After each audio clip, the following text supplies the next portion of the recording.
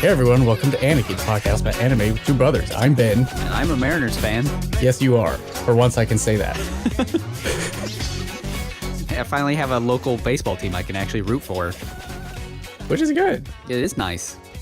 We've got, I guess, the Reds down in southern Indiana. You either cheer up here. Yeah, you either cheer for the Reds, the Cubs, the White Sox, or the Cards. No, not the White Sox. Now, there's a bunch of people from South Bend I know do White Sox. Oh, half my friends are White Sox fans. But... Oh, okay, so I see. I see how it is. But yeah, that's how it goes, right? Northern Indiana is either White Sox or Cubs, and then Southern Indiana is either Reds or Cards, because there's no actual team in Indiana. But here, the whole Pacific Northwest just roots for the Mariners, and half of Canada. Does Vancouver have a team? Vancouver does not have a team. There's only one Canadian team. And oh, yeah. We've lost to just them. Toronto. But we have Paxton, a Canadian pitcher, who's very, very good. And the Canadians like him. So that's been Baseball Corner. So before I rudely interrupted you with our podcast. Yeah, I know. You were really mentioning, you were mentioning something, Iron-Blooded Orphans? Yeah, Iron-Blooded Orphans. It was the Gundam show from 2015, and they just got a second season last year or the year before. Either way, as briefly discussed last time, I've been doing Gundam models, and a bunch of the Gundam models I got from work are from Iron-Blooded Orphans, just because that was the most recent stuff. And they got really cool mech designs, so I was like, I should probably watch this. So I started watching it today. I watched the first 3 or 4 episodes. It's got some interesting character designs. Yeah, I was looking up on my anime list and just looking at these screen caps. Yeah, it's pretty all right. Very 80s. I like it. Or at least early 90s. Yeah, the character designs are pretty cool. The character animations aren't great, but the mobile suits? The mech, who cares about the characters? Yeah, the mech fights have been all pretty good so far. Oh, that's good. That's what you go for. And the Gundam in this one is really weird looking. I like it.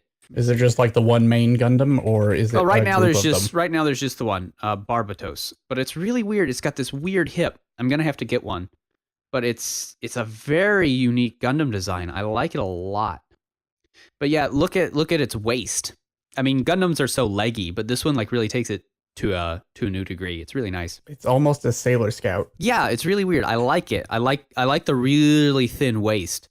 What I have noticed with the models is there's a whole bunch of these, a bunch of the mobile suits have like true space mode where their legs are barely existent or can fold up.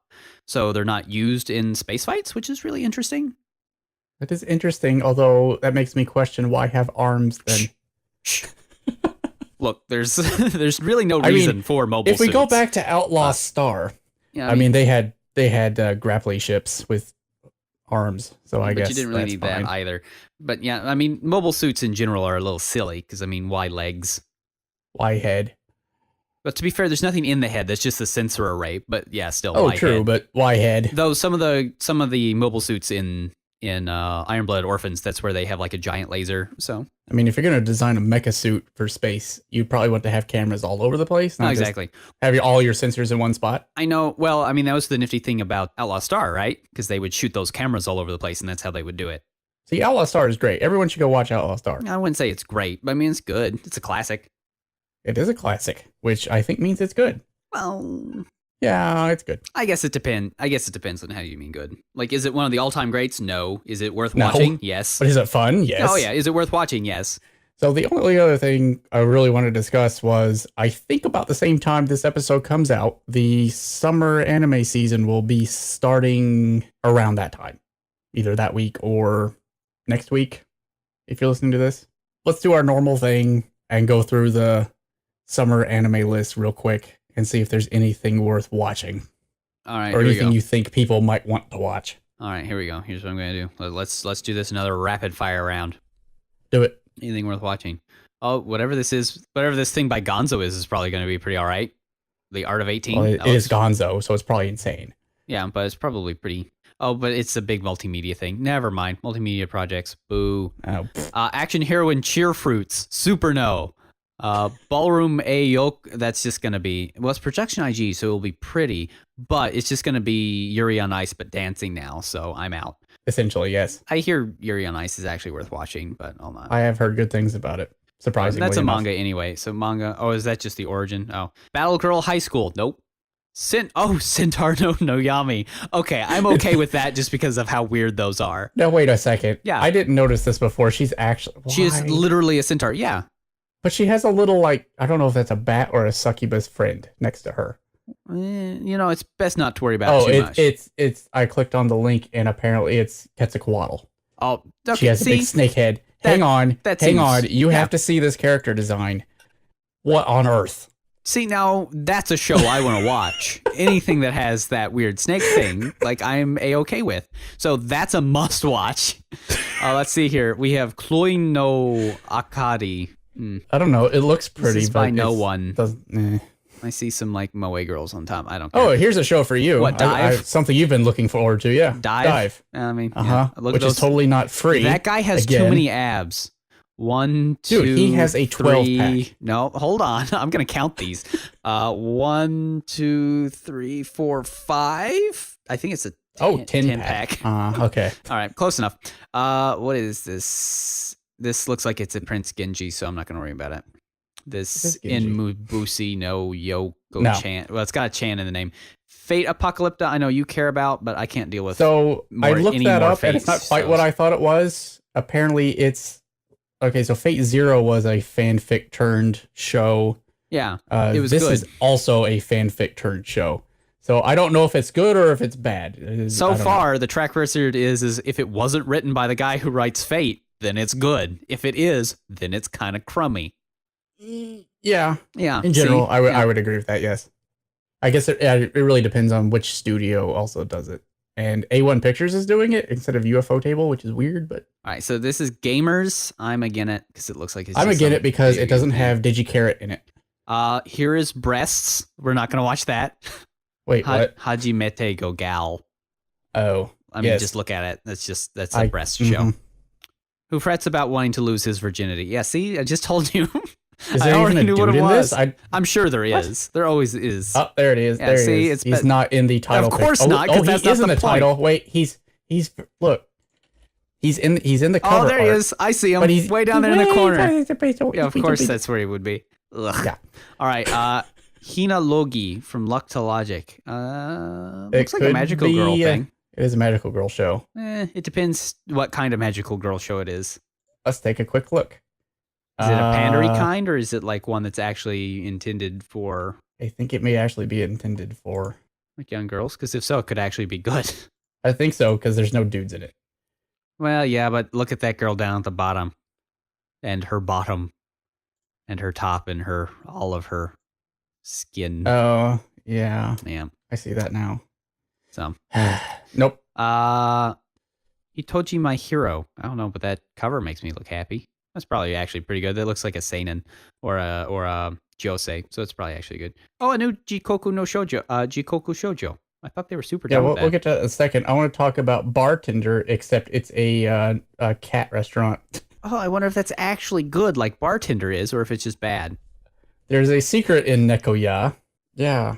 I don't know. I'm curious now. If it's Bartender, then maybe it's good. But if it's not, no. Okay, I want this one. Isekai wa smartphone totomo ni.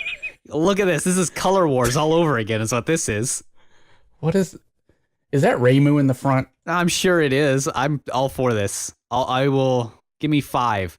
What is the name? What does this name actually translate to? What is this? God allows him to be reborn in a fantasy world. Didn't you just talk about this? Yeah, but in this one, he chooses to keep his smartphone. Oh, so it's the same one. It looks like it's going to be a big romance and blah, blah, blah. There's no romance in the one I mentioned. I know it's going to be bad, but I was just wondering. Okay, so here's Jigoku Shoujo. Jigoku Shoujo, which is amazing. If there's a big qualifier on that, but I think Jigoku Shoujo, the entire series, is amazing. Yeah. I'm not too sure about this one because it's going to be 12 episodes, but only 6 of those are actually going to be new ones. That's odd. Well, I knew about that, but I didn't know that they were going to do 6, quote, reminiscence episodes. So I guess they're wrapping the whole thing up, finally. Pour in my eye. See, whenever Jigoku Shoujo comes up, I just think of Shigofumi and how good that is. And how you could just watch Shigofumi. Shigofumi is good, but Shigofumi focuses on a different aspect of that topic. Let's see what else we got. Jikan no Shihaisha? Yeah, do not care. No. It looks like yeah, whatever. Kakegurui. I don't know. It looks like it might be. Oh, no, wait. It's another private academy show. Then it's probably bad. Is it a magical high school? Of course it No, is. of Why course wouldn't it be? It's always mentioned. Oh, okay, whatever. Don't care. Though it is listed as psychological, so maybe it's okay. So yeah, this next one looks another very Warring States. interesting. Oh, that's not Warring States at all. It's 1863. That's not Warring States. No, that's Restoration. Yes. Between the pro show. Oh, that could actually be interesting then. And it's by UFO Table, so it's going to look phenomenal. Yeah, that could be good because it's pro shogunate versus anti shogunate, and that was a big thing.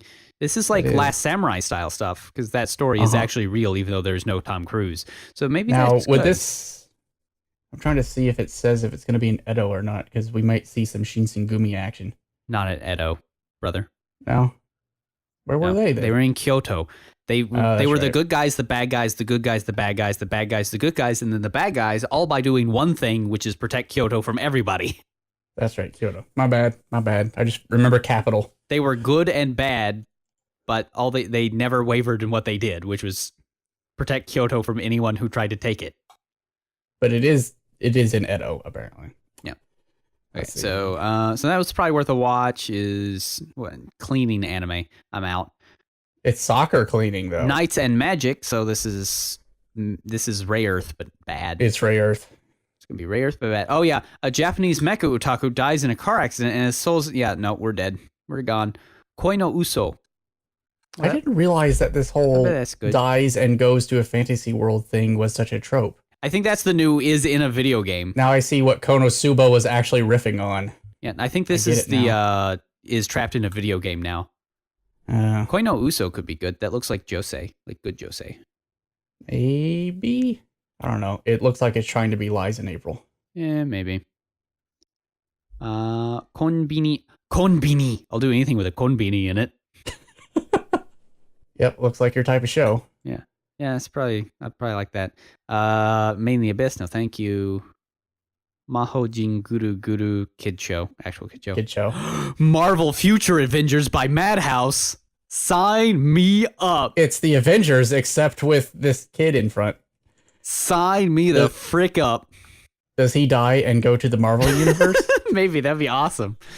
Other youths named Future Avengers. The anime shows Makoto and others as they fight true villains.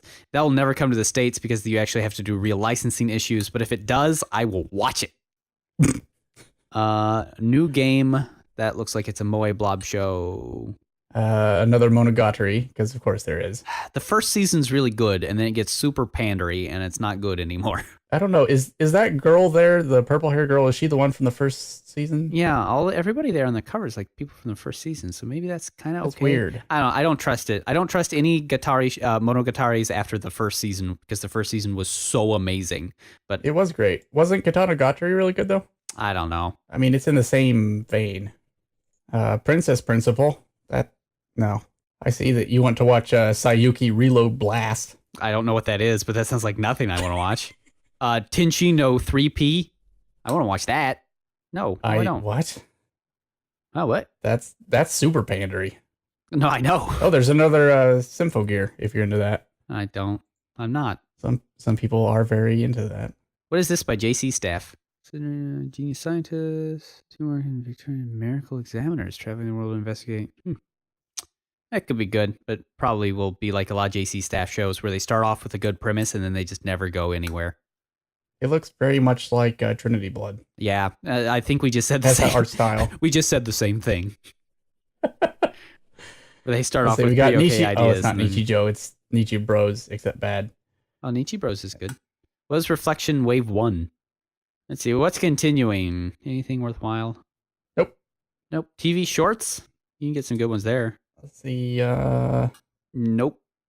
Yamishibai. Wow, Yamishibai's up to 5? Man, I need to just mainline those.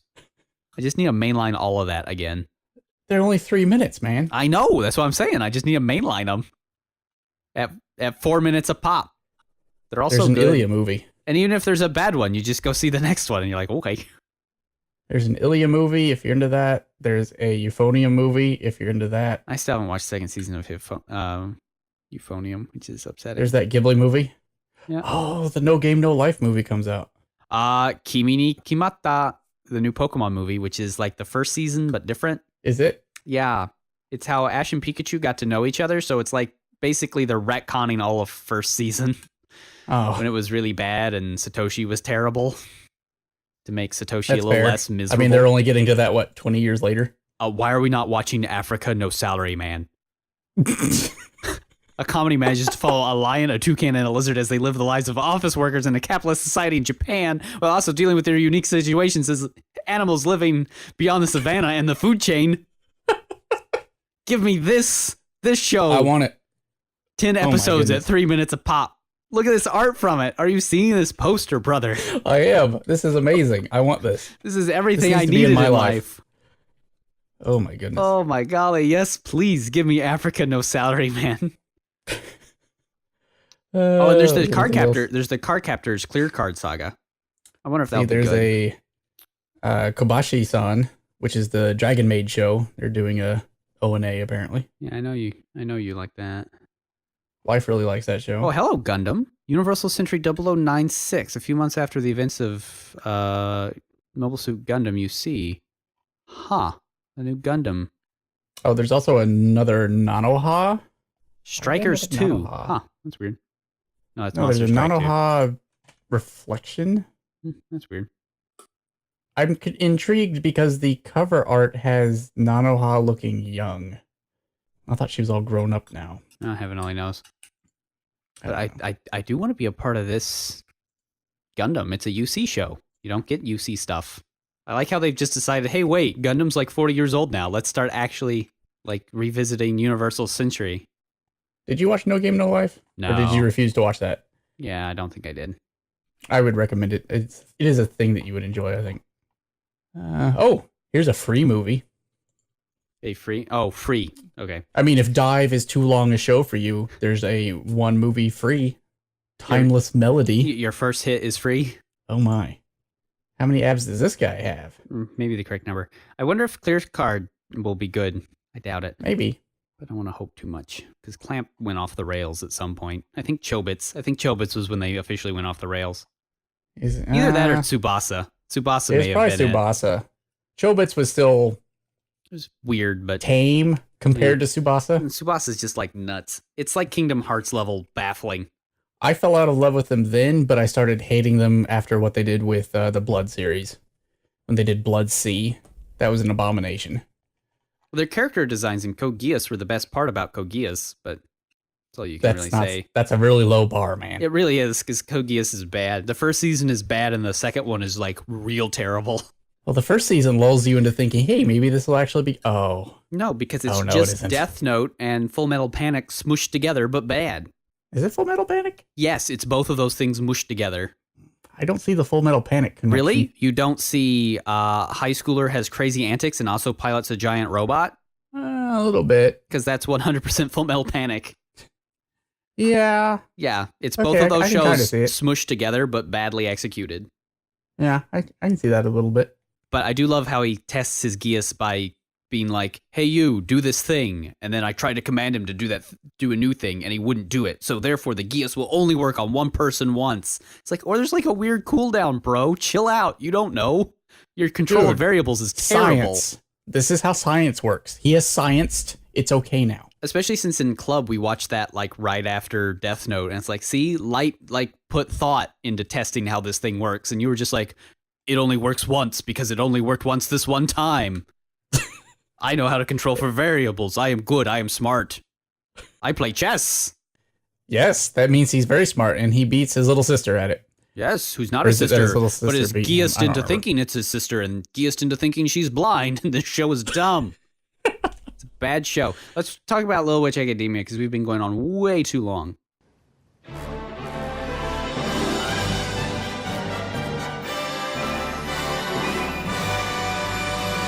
Okay. Witches. They have a parade. Witches. It's cute. Show over. So if you remember from last time on Little Witch Academia, the Enchanted Parade, our heroes are instructed to put on an enchanted parade where they will be dunked into tanks of water and pelted with tomatoes. Yeah, they're asked to put on a parade. They decide to enchant it. That's true. Okay, I take that back. A non-enchanted parade. Akko decides to enchant it. Let's be very specific here. And she decides anything with Akko being involved is enchanted already, just through sheer force of will. So at the end of last time, Lotte was mad at Akko Suzy was ambivalent towards Akko. Akko broke up with Susie. Diana is being tsundere as always. And the other 3 girls were eating snacks and building robots. And Akko has just had a revelation that the shiny rod is also a giant battery, which is cool stuff. Because it means they can take magic out of the school headquarters, so they can take it into town. Because that was one of the sticking points. They couldn't do magic outside. Which obviously makes sense because Shining Chariot was able to do magic on little road shows, so obviously. Yeah. We pick up there where Akko is suddenly doing a sports montage. Yeah. Or a training montage. Training montage. Where she is going through and reading all the books late at night, trying to figure out how she's going to pull off the Happy Time magical something. I think just Happy Time Project. I feel like it got a longer name at some point. I know, right? But the good thing about this is she decided to get off her butt, not just be a ideas man, and instead actually like put some effort into doing things on her own. Which Lotte spies on from afar. Yeah, and sees her hard work because she goes through all the little books. She's grumpy about it, but she does it. I wouldn't say they're little books. These are very large tomes. Yep. Also, there's they show the clock and there's like a little guy turning a crank in the clock. What's the over under on that actually being like a weird little enslaved gremlin thing? Pretty high, especially if this is like Discworld. All right. Because there's probably gremlin inside their cameras as well. Yeah, that's probably fair. So we find out that Akko has figured out how to make fireworks take shapes, just like a certain chariot of the shining quality. Yeah. A chariot which is shiny. She's also gone full Fantasia with dancing brooms. Yes, it's very cute. You can tell that. Yeah, the animators have a very great affinity for Fantasia here. They really do. Well, just this whole show is. Annie was talking about it when we were watching it the second time, where it's just so inspired by Sorcerer's Apprentice in a lot of different ways. Like the aesthetic, the way that Akko is just she's good at magic but mischievous about it is all just sort of in that vein. So one thing I will point out here is they all have monikered shorts. I didn't notice that before. Neither did I. That's cute then. They're all monikered for the school, which is adorable. Oh, sure. For the school. Yeah, no, absolutely. I thought you meant like their initial. And again, we have a display of, quote, practical magic versus theory. So she's doing the whole showboaty, practical, silly stuff without... We still don't really know what the proper use of magic is in this world yet. I don't think we ever find out, but that's fine. Who cares about that? It's the boring part. But Suzy wakes up in the morning with no arms. I love that about her character design. And finds that Akko has left her a detailed, handmade plan for how to do the Happy Time project. Also, this has there's a little sign here. Let me see here. Please look. Sue, S-U-E, and Lotte with an R. So maybe it's Rotte. Rotte? Or maybe it's just, well, they never pronounce the E on the end. So maybe it's just supposed to be like Rot or Lot. So I don't know. Don't they? I'm pretty sure she says Lotte. I've never heard the E very all that strong. Yeah, that's interesting then. Because, I mean, the English in this is all actually good. So, I mean, this isn't like a lull English mistake. This is like, there's lots of English in this and the other one, and all of it's pretty spot on. There's no real problems with it. I do like this little shot of they pan up to Lot or Lotte laying in bed, looking very sad and miserable at her own little plan, but she's got her little scroll that she's all taped up. All magically cellophaned up. It's very cute in multicolored cellophanes. But yeah, she left Happy Time Project instructions for the other girls, and this is where we learn the other girls are also roommates, so it's just like there's just two groups of like misfits that hang out together. Yep, I assume they all just feed off of each other. One can only imagine. Misadventures all around. But here we get Akko is busy trying to build a boat by herself in a giant barn. It's a nice boat. It is a nice boat. Well, when they finish it, it's a nice boat. Right now, it's not a very nice boat. Because Akko doesn't have the strength to move all of these boards. Well, and to make them pop actually into place. She can move them. Yeah, she's playing tuckered out. She's been working several tens of hours nonstop. I like how they visually show how hard magic is here without like wild hand gestures or anything, just like intense concentration because she like puffs her cheeks and is just trying really, really hard. Her whole body's tense, physical but exertion. She's not like moving all over the place like you see in a lot of like magic spell stuff. It's just like mental. But she gets a great assist from Amanda and Co, who show up and give her a boost and get the boat. They get the boat thumbs up. done did. because they all brought the snacks and the thumbs up and everybody. Life's Meanwhile, Ursula is... good. I think you mean meanwhile an amazing watercolor. Yes, I mean, there's that as well. Okay. Because the matte backgrounds in the show are always amazing. Ursula is pining at the window about something, but that's not important. What's important is there's a tiny speck of light flying up to the tower. What could it be? And she makes S face. The girls go up to the tower. Yep. And Akko says, probably, I think, one of the best lines. I need to believe in the me that believes in me. I need to believe in my own inspiration. Well, she does. Like, and then she gets all way to go, Trigger. Away from pulling from your own IP. Well, Good job. That's what you do. I have to point out here that, at least for me, and this is just me, okay, I feel like if this movie has a weak point, it's this particular scene. Oh, because we feel like she hasn't yet earned like why the shiny rod wasn't working and now it is. Well, I mean, it's part of that. It's just playing into the trope of try hard and you'll achieve your dreams. Well, I don't think so. I mean, the first movie toyed with that idea, but didn't like express it so overtly, and this one's just going ahead and doing it. It's very Disney-esque. It like I said, does. That's not too much. If there was a weak point to the movie, I think it'd probably be this scene. I mean, I guess. But like you say, she hasn't really earned why this thing suddenly works, other than she believes it will. Yeah. Well, and also, to be fair to the show, she's not using it for anything spectacular yet. She's just using it as a battery, which there's no reason to imply that it hasn't been able to do that before. She just hadn't like put that part together of how it works. Sure. Because like they bring it out to the float and they put it on a big stand to help power the magic, but they don't like, she's not wielding it to do magic. She's just using it as a battery and that's source. fair. But I just feel like if there was a weak point, probably here. That's fair. Although I do like Amanda's plan, which is, why don't we just steal the whole stone? Because that would be easy. Yeah. Although someone might notice that. So Akko's plan works. They get a bunch of energy and put it in the stick. So now they have a fire stick. And Ursula is concerned. She makes the S face. She has the S face. What are they up to now? Those blasted kids. So now it's the night of the parade, and some parade is happening, but the witches have not yet. Yeah, the festival is happening, but they haven't yet started on the actual like witch part. By the way, Constance is probably MVP of this whole movie. Because she never speaks. She never speaks, and she gets everything done. She does. She just quietly finishes everything. She's basically built this sail-ish contraption that holds the stick. Yeah. So that they can wand it up. And they, now I guess that's coming up, where you also see again how sweet their wands are. Probably the coolest thing they do with the stick, with the wands.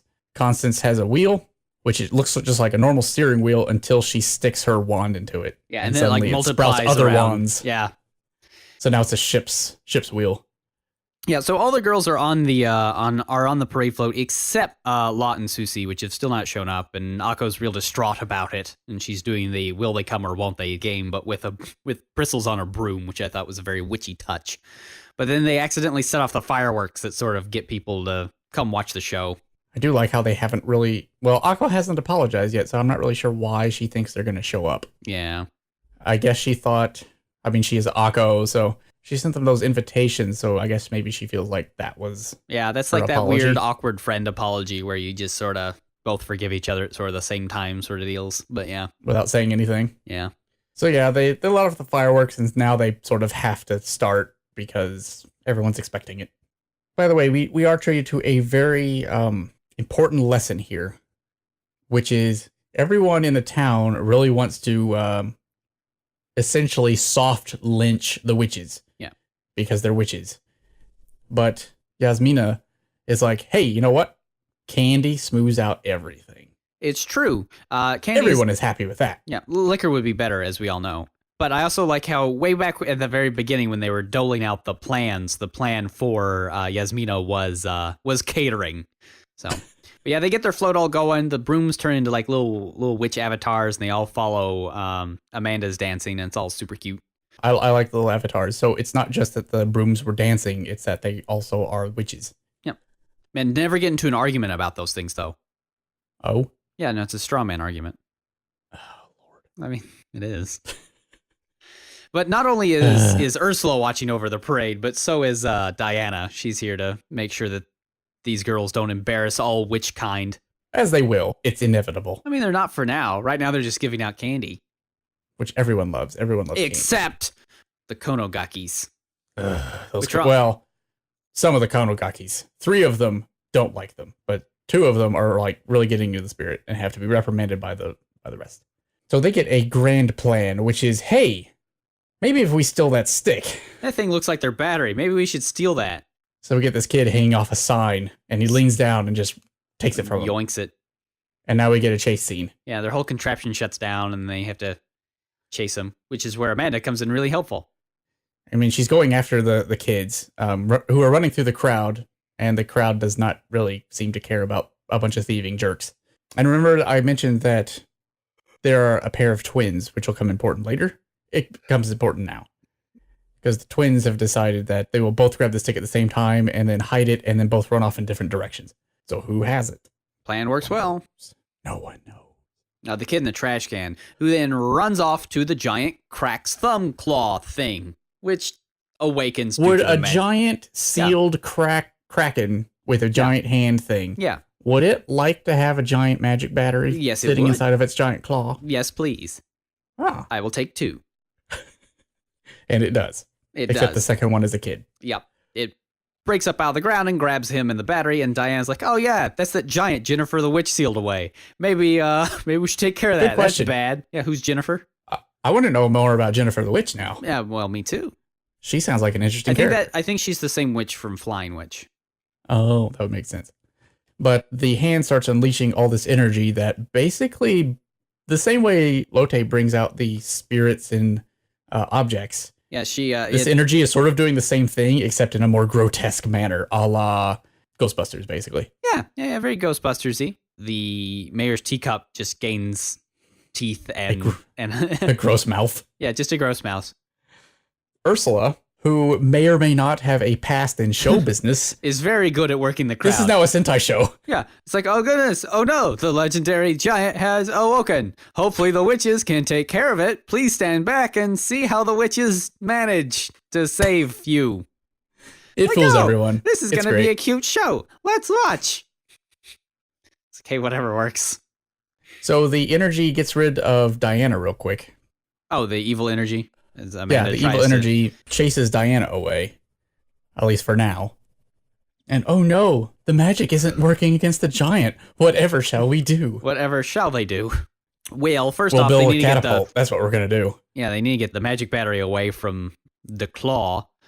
So yeah. They're using the dunking rod as a catapult. Of course, they're using the chubby girl to... Now, here's what I like about this little scene here, is they do use her, but you'll notice that she casts a spell on herself to bulk up.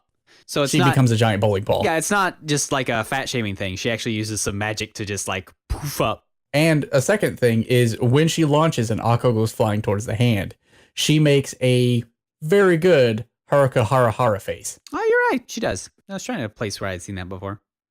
Or I guess it's more Shion. It's both. She makes the face flying through the air. And of course, she lands on the hand. And pulls out the kid. Good job. You got out the Konogaki that was a Konogaki.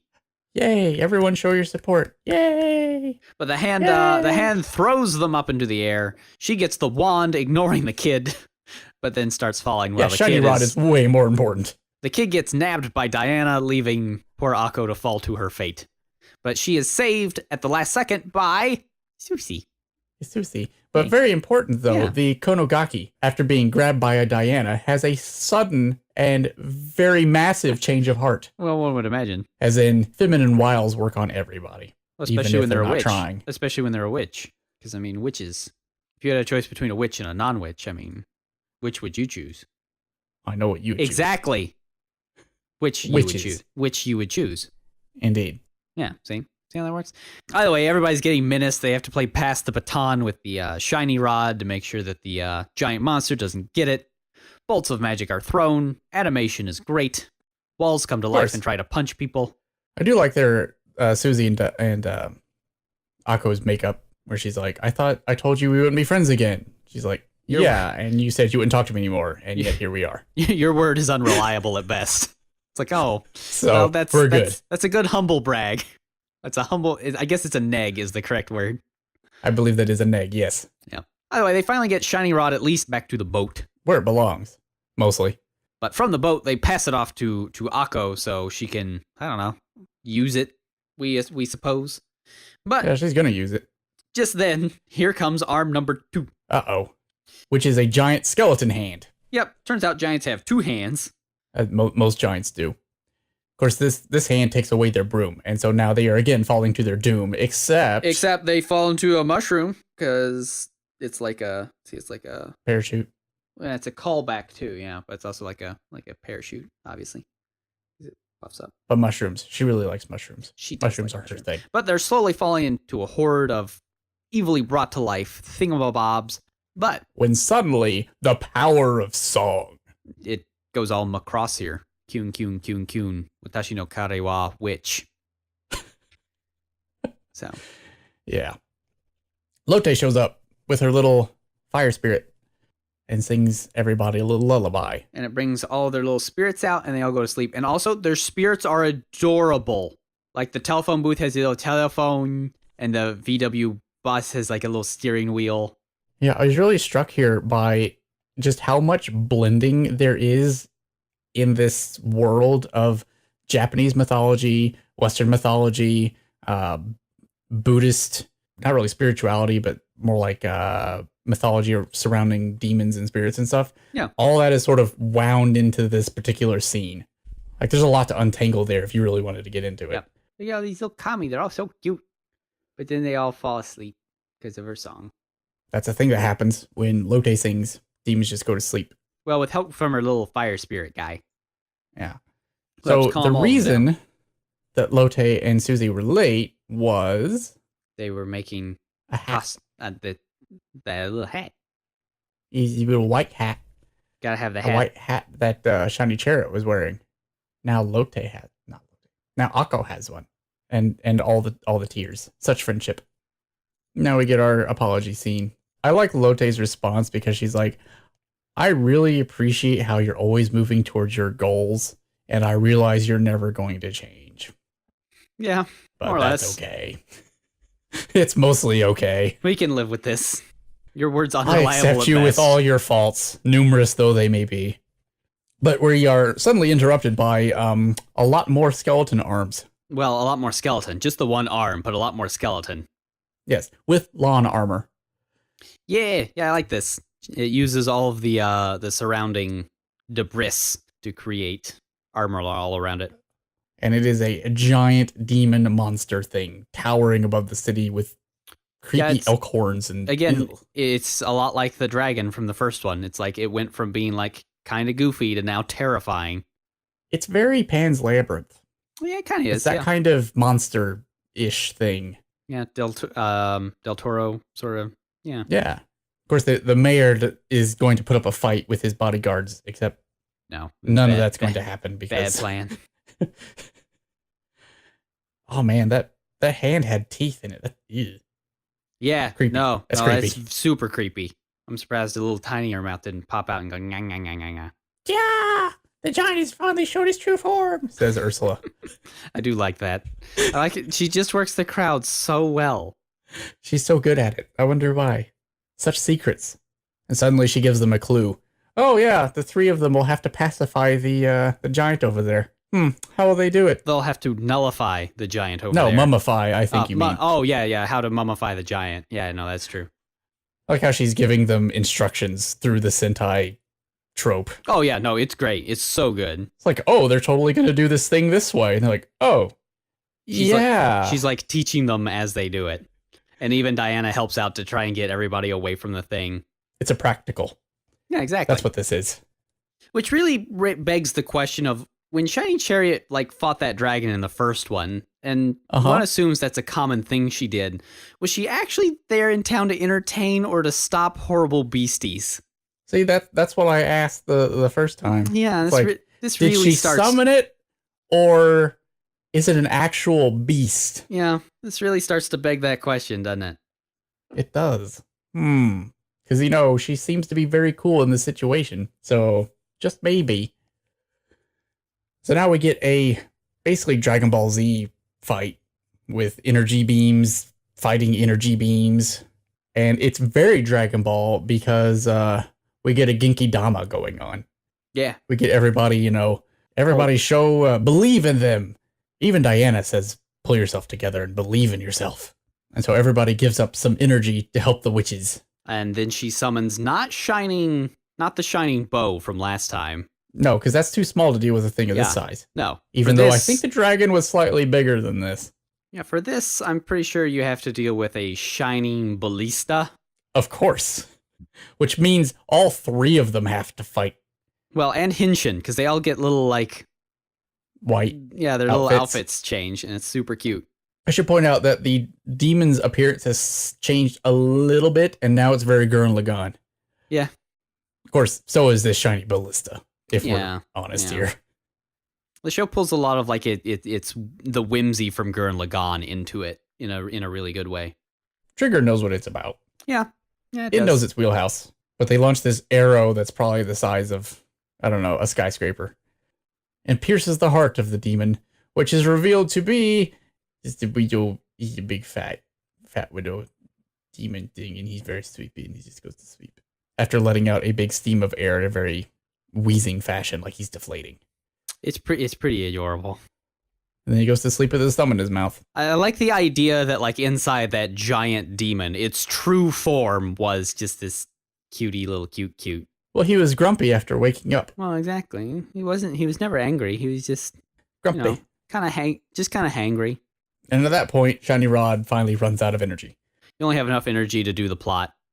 But all the girls, I do love how all the girls Hinshin into they get little shiny chariot style outfits.